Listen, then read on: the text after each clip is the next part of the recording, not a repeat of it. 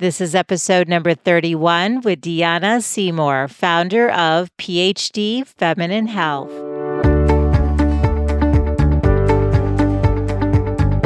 Welcome to the Good Life Coach podcast. I am your host, Michele. The intention of this show is to awaken you to your fullest potential. Join me each week for inspiring interviews to elevate an area of your life, as well as interviews with women entrepreneurs who are creating success on their own terms. Each episode provides actionable tips to guide you to design a life you love. Hey there, it's Michele. Thanks for tuning in today. We are going to be talking about how to overcome fear through faith. And the way we're covering that is through an entrepreneurial story of my guest today. Her name is Deeannah Seymour, and she is the founder of PhD Feminine Health, which is a feminine health product sold in Amazon, in Target, CVS, and more retailers coming soon because her company has been growing like crazy since she launched it 5 years ago. But the reason this is a story of faith over fear is that Deeannah was so risk averse. A single mother of two who had a great job with amazing benefits. She had no intention of starting a company. So why did she? Well, there was a voice within her that was telling her that there was more for her in her life. And my sense is many of you listening have felt that. You felt like there was more for you that you're supposed to do and to become. So then the question becomes, how do you take that first step? How do you know when you should be taking action? Well, Deeannah shares her story and her philosophy around this because she was faced with a major life decision. And I'm not going to tell you what it is in advance because I was really blown away when she shared it in the interview, and I want you to hear it real time from her and to let the story develop naturally as you listen. What I can tell you is that it took a tremendous amount of courage and generosity to do what she did, and I have a ton of admiration for her, and you'll understand when you listen to the interview. But that life decision helped her really trust her intuition and the voice inside, and to know when it was guiding her. There's so much wisdom in today's episode, and I look forward to letting you hear Deeannah's story. So here we go.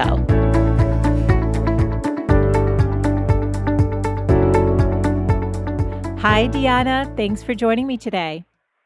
Hi, Michele. Thank you so much for having me. It's a pleasure to be with you. Oh, thank you. Well, you've got a really interesting entrepreneurial journey, and we'll be digging into that in a moment. But for people who are listening who are not familiar with you and what you do, would you take a minute to introduce yourself? Yes, I'd be happy to. My name is Deeannah Seymour, and I am the founder of PhD Feminine Health, which is a feminine health company that I make it my mission every day to improve the lives of women. So I developed a product about 5 years ago for vaginal health issues, and it's, in a sense, kind of revolutionized the feminine hygiene category. So you're in a really unique space, and I'm just curious because I know your background was in a very steady job that paid well. So what made you pivot into this, creating a business in this industry, in this area? You know, Michele, it's interesting. The saying that necessity is the mother of invention has never been truer in my case. I was on just a steady track. I was working at one of the largest pharmaceutical companies and had been for 20 years, and had a degree in biology, so loved the science of business.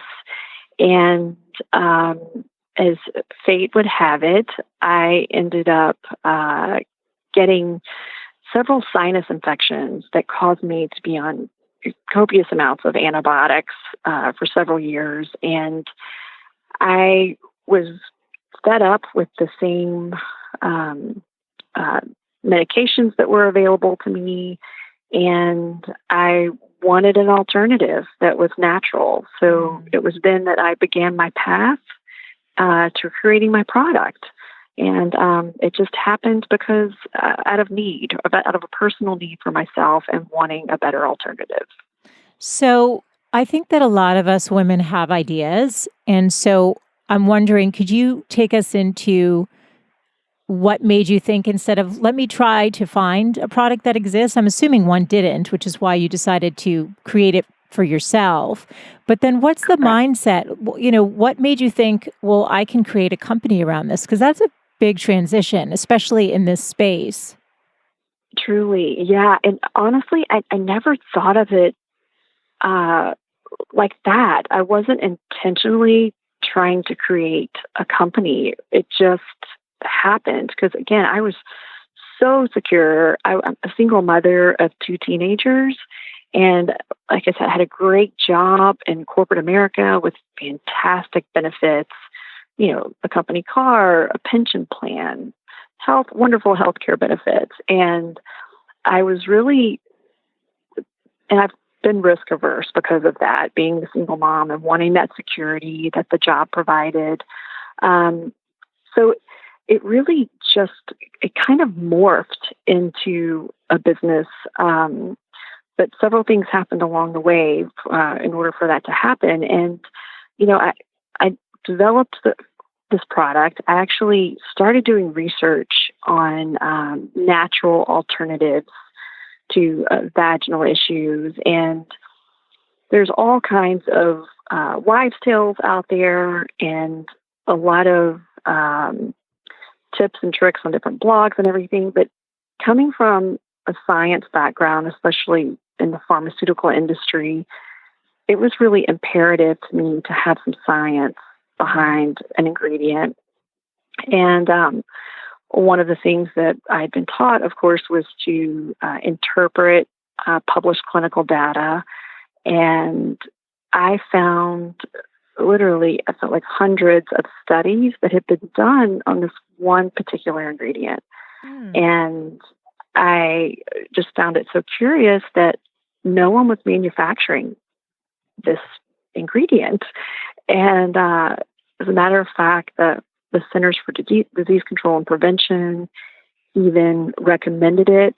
And I had several friends who were OBGYNs, and I spoke with them about the ingredient, and they consulted, and I tried it for myself, and that was the first thing. And I just thought, this is amazing.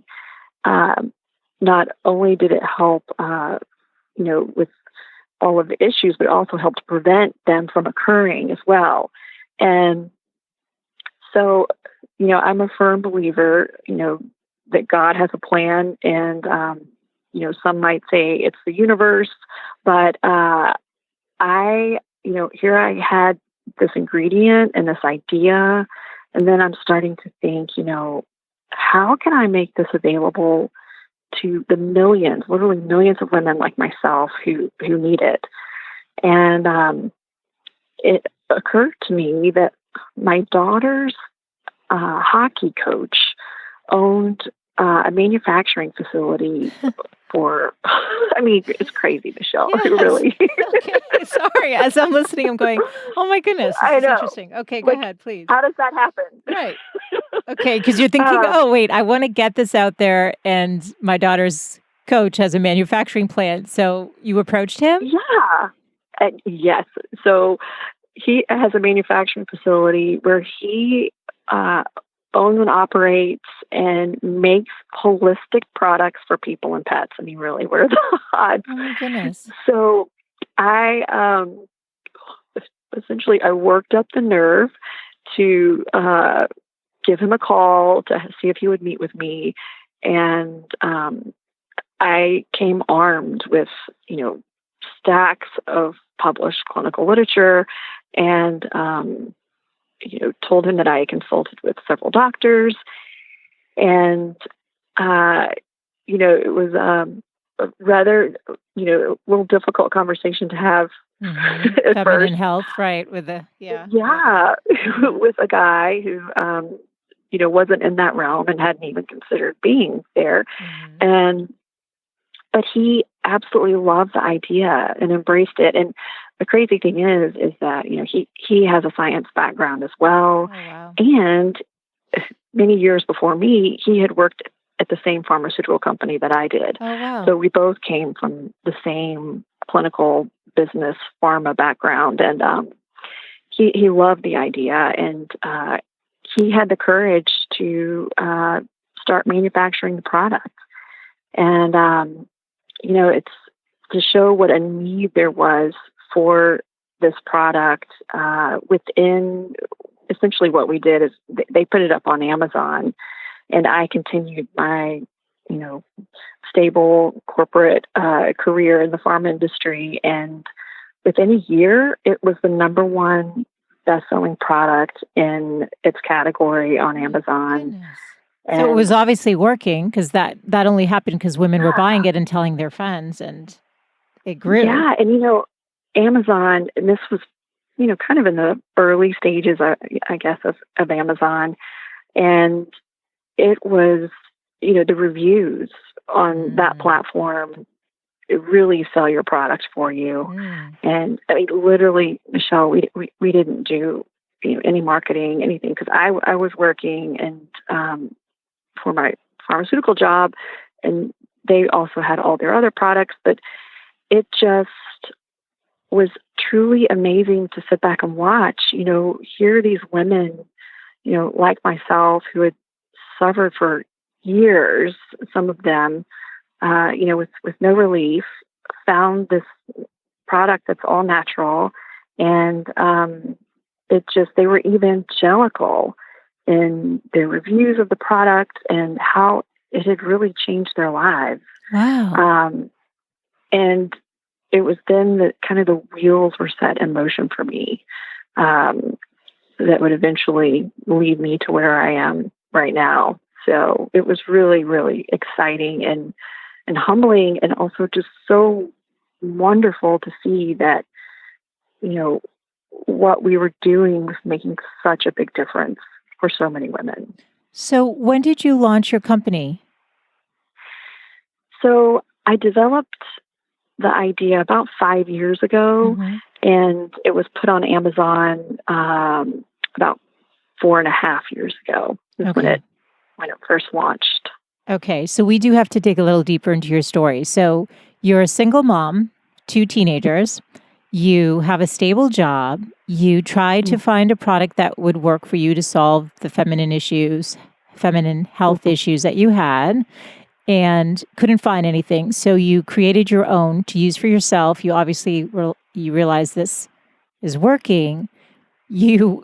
And then you decided to take it to the next level. So this is where I think when women listen, they think, wait, how did she get started? What was the mindset? What was, what makes you think you're going to then go into this industry, which I don't even know who your competitors would be. I don't even know if you can talk about that on the show, but I'm imagining that they're big companies, and And you mentioned one ingredient before we get into that. You mentioned one ingredient. Yeah. Are you able to talk about what that is?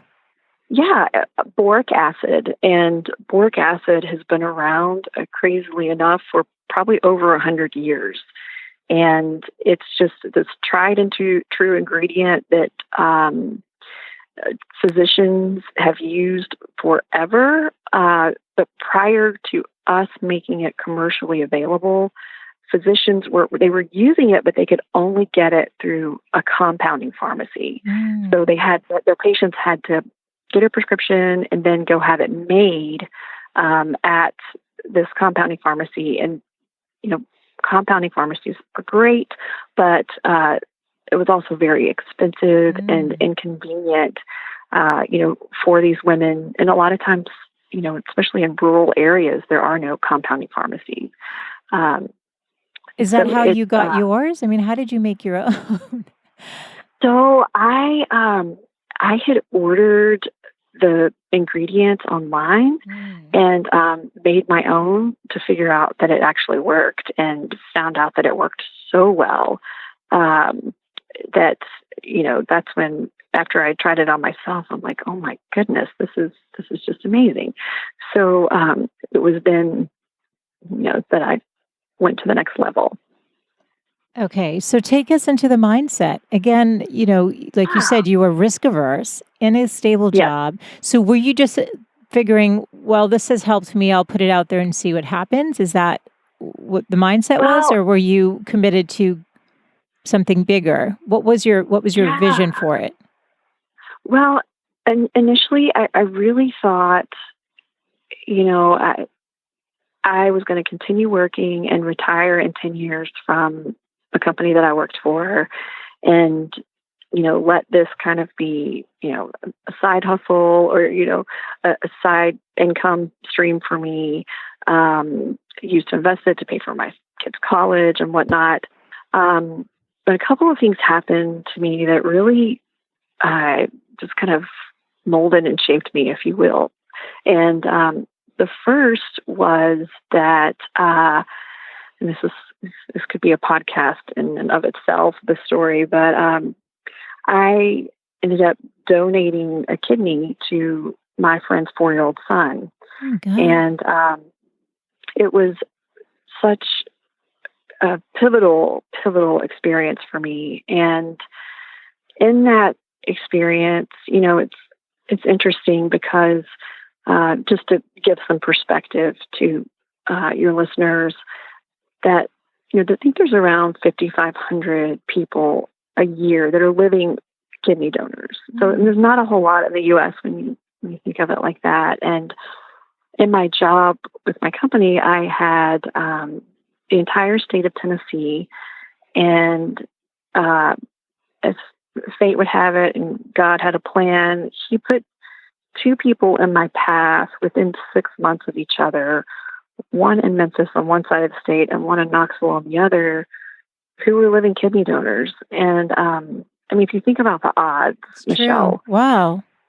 just like whose daughter's hockey coach Right. owns the manufacturing Right. You felt like people were put in your path for a reason, but you were paying attention to it. You weren't just, because I think a lot of us have those experiences, or people are put in our path, but we're not awake. We're not paying attention. So did you see this as, how did you know that your friend's son needed a donor? And is that what triggered where you were like, wait a second, how did that come about? Yeah, that's a great question. Honestly, Michele, here I am, a single mom of 2 teenagers. I never in a million years would have thought that I would donate a kidney. Yeah. It just never crossed my mind. But what had happened, with encountering these 2 separate individuals, and I was fairly close to both, and I got to see their paths that they walked through the whole process, and just how phenomenal that whole process was. And also, to see their recovery, and that they did so well afterwards, and, they went back to living a full and healthy life. But it was such a blessing just to be, a part of that and to know their journey. And looking back now, I know exactly, what was happening. That my heart was completely being prepared for Jake, the little boy. Oh. And it was like God was allowing that to happen so that when I found out he needed a kidney, and it's crazy how that happened. It was actually, his mother is a friend of mine because our daughters both played soccer together. And so when Jake was born, he wasn't even expected to live because he had no functioning kidneys, and they even called in hospice. So he's a miracle in so many different ways. So he lived long enough to be put on the transplant list, and had just been through so much at such a young age. And ended up, he received his first kidney from his dad, and he rejected that kidney. Oh, so, I didn't realize that so they can be rejected. The body doesn't accept it? Yes, oh, absolutely. My goodness. God, that's so traumatic. So traumatic for awful. both. Oh, my goodness. Yeah, for his dad, I mean, Oh, it was awful, awful, awful. And we're all scratching our heads, why is this allowed to happen? God, what are you doing here? mm, And so then he recovered and got healthy enough to be put back on the transplant list. And I really had just maintained contact with the family kind of through Facebook. mm. And it just so happened one day that, after all of my encounters with kidney donors occurred, that I saw someone had posted that Jake needed a kidney. Mm. And it was the strangest otherworldly experience, Michele. Like the second I saw that, I knew it was me and I knew I was going to match. Oh, I'm I getting mean, teared up right now. It's such a yeah, beautiful story. I didn't actually, this is my own ignorance, but I didn't realize an adult kidney could go into a child. well, I didn't either until his dad had donated. Mm, That was that was news to me. I didn't either, but having not since I knew that, I right. knew at that moment It was it was you. me. It was you. I mean, Oh, so much so, Michele, that I was supposed to run the Chicago Marathon several months after I saw that notice, and I even called my running partner, and I hadn't told a soul that I had applied to be a kidney donor. It was just something deeply personal to me at that time that I was processing, and but I called her and I said, I can't tell you how I know. I just know that I'm not going to be able to run that marathon with you because I'm going to be a kidney donor. And she was like, what are you talking about? goodness.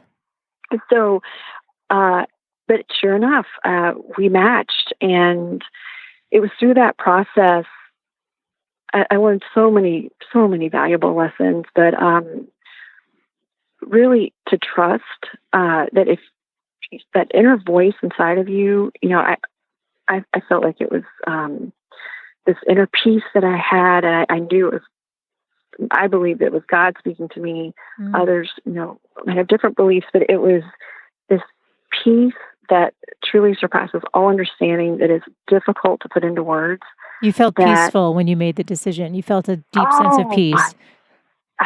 yes, like a peace that I had never Oh, it's experienced in so my life. beautiful, Deanna. Oh my goodness. And it was just, it was a completely beautiful experience that, in that process, like in feeling that and feeling guided and led, that I learned to listen to myself and my inner voice, and that peace. When you have that peace, it's right, and you can't argue with it, and you need to pay attention to it.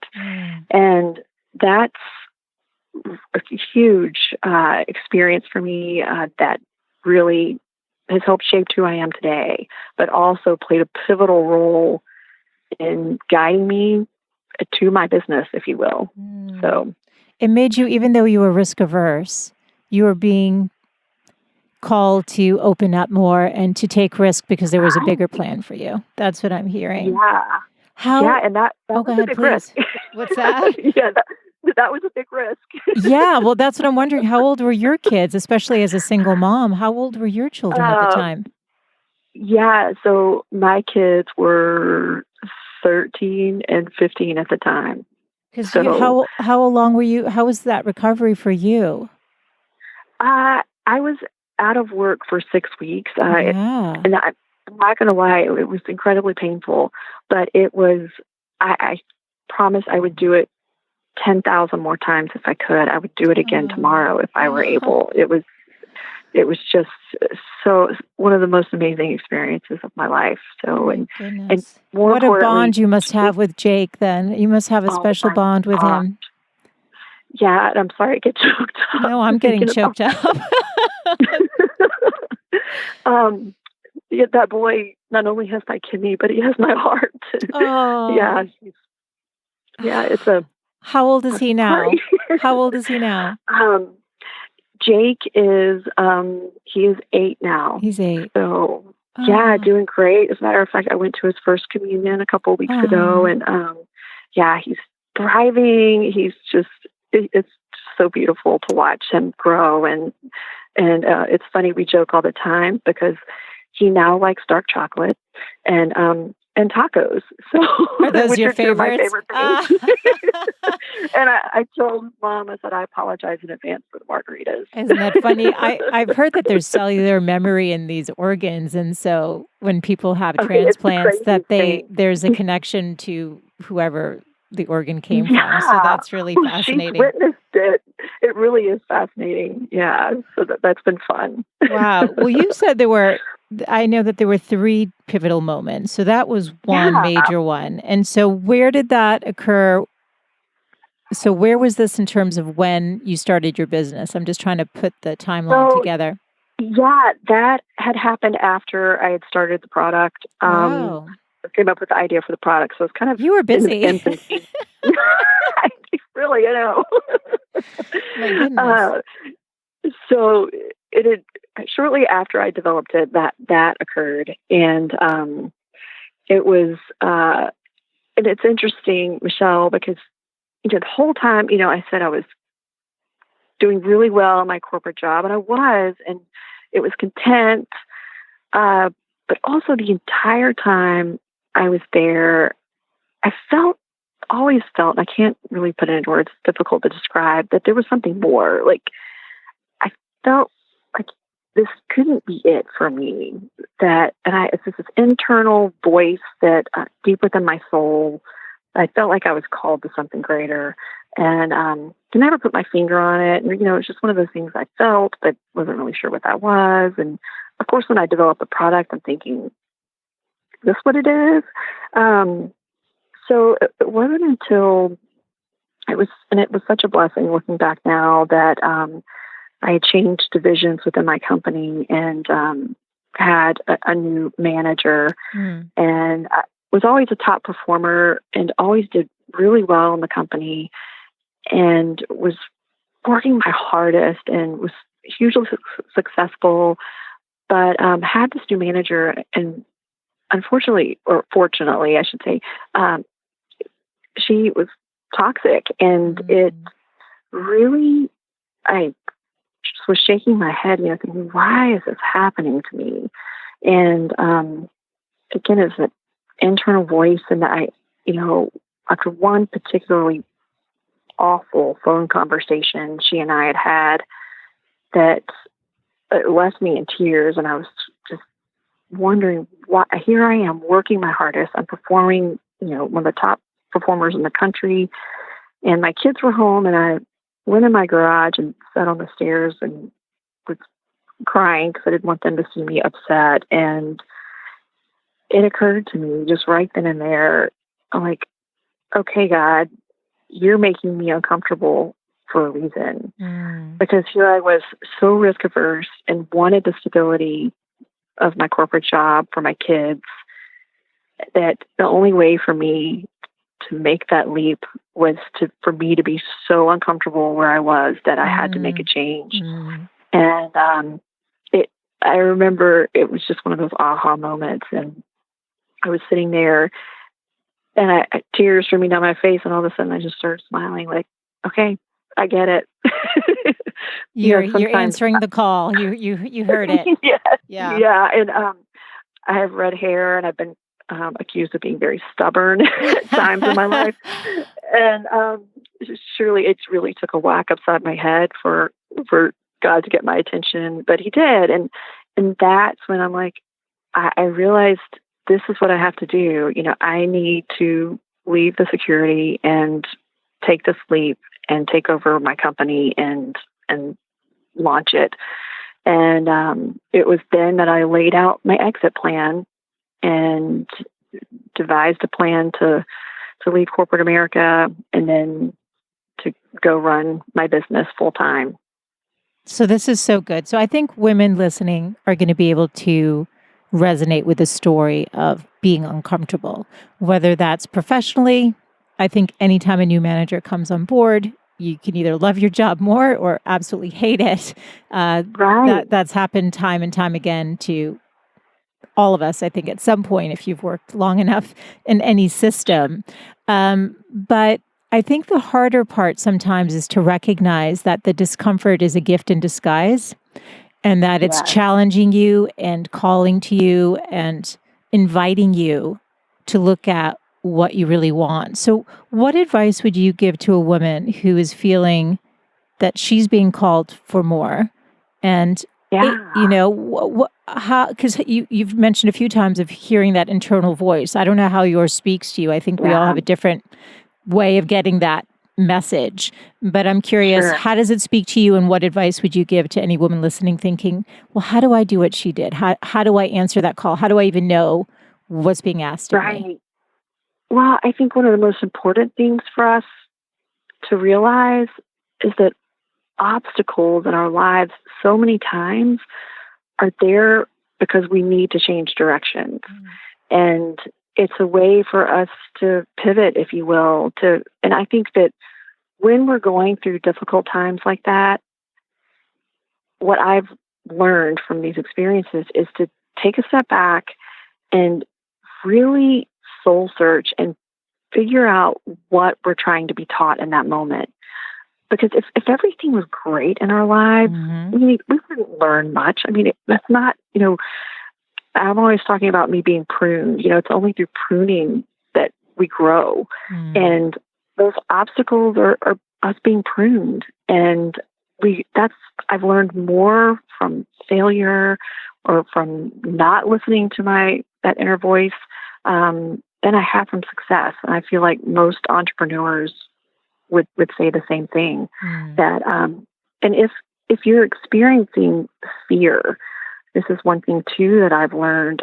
I used to be fearful of fear, but now I embrace it. As a matter of fact, I have a plaque on my wall that says "Faith over Fear" because fear can be so healthy. And I have learned that if I'm fearing something, it means I need to tackle it. I need to defang it. I need to learn more about whatever it is I'm fearing so that I can overcome it and only be stronger.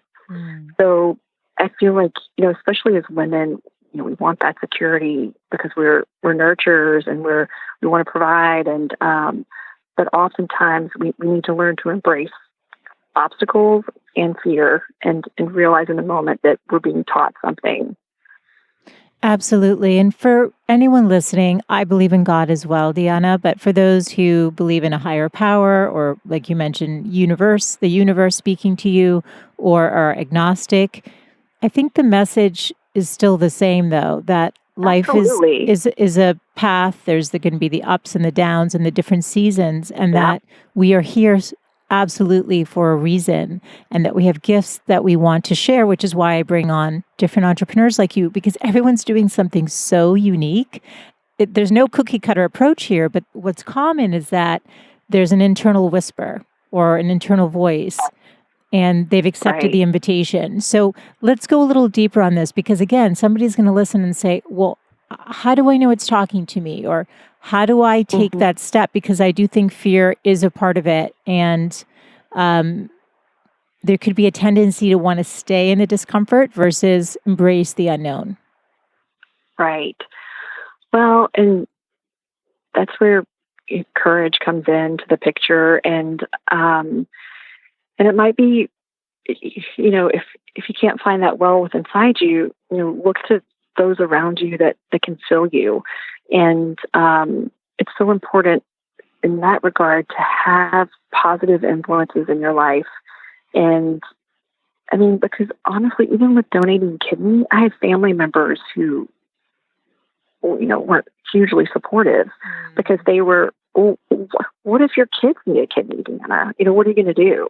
Right. And I'm like, oh my gosh, just imagine if we all lived like that. Yeah. How awful. Yeah. I mean, if my kids need a kidney, then I sure hope that someone would step up and do the same thing for me. Right. So I feel like it's so important then especially with us as women, to surround ourselves with positive influences and to really, if you find that someone is not doing that for you, take their advice with a grain of salt and learn to look somewhere else, because we do need that inspiration and encouragement. And another thing too is I feel like I was just having this discussion with my marketing director that as women, I think more so than men, we have, that inner voice inside of us that can go either way. It can be hugely inspirational and supportive, but it can also, drag us down into a deep abyss, which, as an entrepreneur, I'll be honest, I've been the victim of. I made a huge mistake early on in my business, and I can kind of look back on it and laugh a little now, but at the time it was so painful. I didn't proofread a label well enough. I was juggling way too many things. I was on my iPhone in my car, picking my daughter up from soccer practice, and looked over the label but didn't look closely enough, and huge misspelling right there on the front. Oh no! And we made, I think, 10 or 15,000 units. Oh and no! They were out there in the world, and we had to ship them all back. Oh my God! Financially, that must have been painful too. It was awful. Yeah, awful. That was a mistake I made, and I know I'll make so many more mistakes. But it's important, just like fear, that from our mistakes we learn and we grow from it. So I think another thing is women. Like you're just talking about women and learning to listen to your the calling or finding the strength. It's also important to not go down that path of negative self-talk and shame, the shame spiral. So we just need to be mindful of that in every aspect of our lives, whether, as a mother, we feel like you don't make a good decision as a mom, or on the business end. You just need to be careful. Thank you. It is an important reminder, and it's true. I think that inner critic is always there, and the more you try to grow in your life, I think the louder it wants to get and challenge you to keep you safe. I think it's there to keep us safe. Yes. It just can be very mean and cruel. So we have to keep it in check. Rein it in. Exactly. Deeannah, did you self-fund your company, or did you get investment to launch it? Because this is a big undertaking that you did, especially you're talking when you manufactured. Was it? How did you even know how many units to start with, and how did you fund that? My business partner thankfully helped me with that aspect, and I didn't leave my corporate job until there was enough revenue coming in from my product in order to kind of make that leap. But it was a huge leap of faith because, at that time, every single bit of our sales were coming from Amazon. And I don't know if your listeners, Amazon is wonderful as a consumer, but as a supplier and maker of products, it's not the most reliable or greatest way to do business. So it was, for instance, we were taken down a couple of times, and it was very lean. So it's thankfully my business partner, though, was able to fund it initially, and it really just kind of grew on its own. But I did have, I'd also saved a lot of money from my pharmaceutical job and knowing that this was coming. So I tried to build up a little nest egg, a little security insurance fund in case anything did happen. I tried to have at least 6 months of savings because I knew when I left my job that, the absolute worst case scenario, it wouldn't work, and I would go get another job. Right. I could find another job, hopefully making as much as I was, but maybe not. And it was, again, I had the peace that I had when I donated the kidney. I knew that no matter what the outcome, that it was going to be okay, and that I had to take that risk. I just felt it in my bones and my soul, and it was kind of like the calling, if you will. And thankfully, it hasn't been easy by any means. It's been a complete roller coaster of ups and downs. But I've so far navigated the waters, and it's become extremely successful. Yeah, so I want to hear where it's at today. So you're 4.5 years in. So I understand that your product's going to end up in Target. Is that right? Yeah, we launched at Target in April, Oh my, and it's there. it's there. Congratulations. That's huge. They seem like they Thank would be a good, you. well, they're good for consumers too. I don't know, but that seemed like they would Yeah, be a good no, partner. they've been a fantastic retail partner. They really have, and sales are far exceeding our expectations, and we'll be launching at CVS in Oh, July, wow. and also several other retail partners are being added right now as well. So, my goal, I mean, I think I said this from the beginning, is to improve the lives of women on a daily basis. And, when you have an issue, a feminine issue, you want relief right away. And, you know, Amazon is wonderful. Prime is great. It gets there fast, but you really want to be able to go down to the store and pick it up and find, help immediately. So that's why it's imperative to me to make my product available to women who need it, when they need it. So it's, it's been, I feel like I'm strapped to a rocket ship right now with this, Nice. how busy we are. Oh, that's fantastic. And is that the goal, to keep growing it and get it into more retailers? Where are you looking to go with it? Yeah, my goal is to have it, right next to Monistat and Refresh Gel, in the feminine hygiene section, right there for women who need it, because it's a natural alternative that's as effective as any, prescription or over-the-counter product. So it's been just so validating and affirming for me to know that I am absolutely on the right path. This is exactly where I was intended to be. And it makes sense now, looking back on my journey, why I felt that internal, nudging that, this is not where I'm called yet. This is not where I'm meant to be. There's something more. And now it makes sense. Yeah, and I think what's helpful is that when women listen to this, wherever they're at in their journey, whether they're at home with their kids or in a career, if you're getting that call, you don't know where your life's going to take you. So this was not something you said, that when you were 16, I can't wait till I, get my degree in biology and create this product. This was not something that you set out to do, but you were open to following what was being put in your path and then taking action on that. And I think that's really the theme of the show, and what the women keep demonstrating time and time again is that, if you feel passionate about something, and it's all driven by wanting to help, being in service to others. And I think that's also a critical piece of it. Yeah. And if you think about it, okay, first of all, never in a million years would I have thought, A, that I would donate a kidney, and B, that I would own a vaginal health company. I mean, seriously, never thought that. True. Both of them is true. I mean, crazy. And the fact that I did it at the age of 42, I mean, that just... Is that when you launched your company? You launched your company at 42? Yeah, I appreciate you saying that too. Right, exactly. You can pivot at middle age and... any age. At any age. And I just feel like we have these self-limiting beliefs that, I'm too old for that, or, that can never happen. Well, it can. I am living proof that it can happen. So I just want everyone out there to realize it's never too late. Yeah. Never. Thank you for saying that.